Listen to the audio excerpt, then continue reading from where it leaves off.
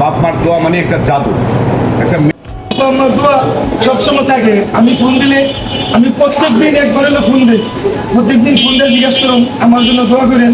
ঠিক আছে, রাস্তাঘাটে চলাফেরা করি, কত মানুষ অ্যাক্সিডেন্ট হয়, রাস্তাঘাটে কত মানুষ কত দুর্ঘটনা করে, এগুলো আমরা দেখি।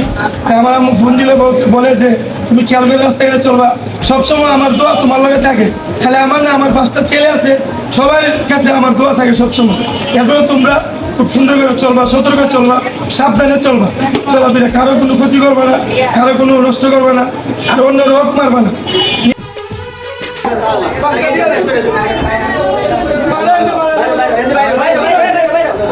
এই যে